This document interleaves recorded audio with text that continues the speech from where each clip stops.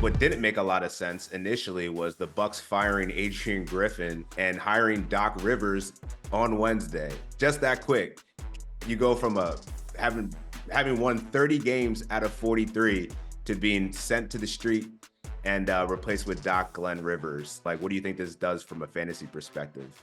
I think it's, you bring in a little bit of experience. You bring in a coach who's respected. And when you lose respect in the locker room, it's tough, whether you're getting wins or not. Sometimes it's just tough to man the ship. And when you got a lot of new pieces in there, you have a team that lost a little bit of identity, losing Drew Holiday, but you bring in extra talent with Damian Lillard.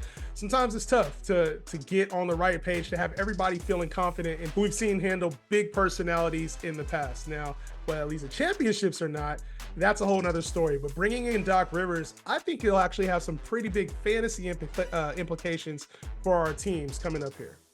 So one of the things I was trying to look at is like what went wrong with Adrian Griffin, and like all signs are pointing to the defensive lapses that the Bucks have had. And one of the things that Dan Devine, Yahoo senior writer, pointed out was there was a specific game where Griffin had, Brook Lopez out trapping pick and rolls and stuff like that, playing super aggressive. And then the next game he plays drop coverage and he has like 8 blocks. So one of the people that I'm expecting to benefit from this is Brook Lopez defensively. His blocks aren't what they were last year, but he's still very solid. Like, Brook Lopez is a top 30 fantasy player.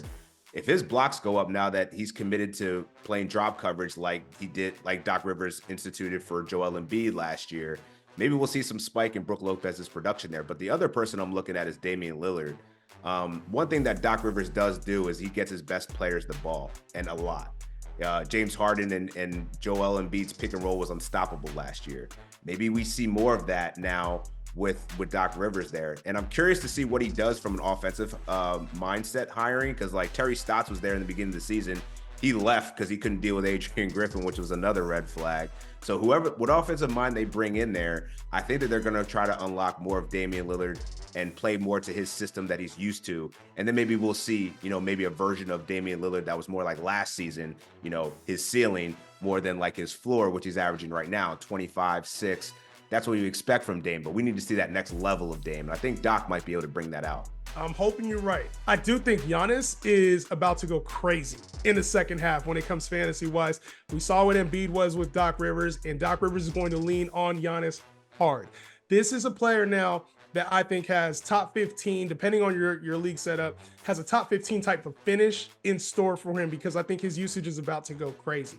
If I was going to guess that one player that was going to struggle, it'd be Chris Middleton, who earlier on in the season, obviously we knew he was struggling, but he started to pick it up a little bit here in the middle of the season with his scoring output. And I kind of think this is the time where we're going to see Damian Lillard, Giannis have a lot of two-man game, and Chris Middleton's going to be a very inconsistent fantasy asset the rest of the way.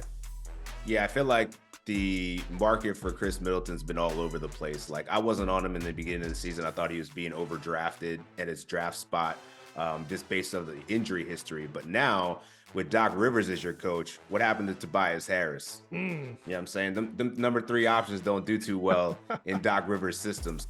Thanks for tuning in. And if you haven't already, man, join a fantasy basketball team. You can download the Yahoo Fantasy app or go to yahoofantasy.com. Get entered to win a $100 e-gift card to spend at NBA.com. Why not? It's free and you get to play some fantasy hoops. So do that. We'll see you next week on Get to the Points.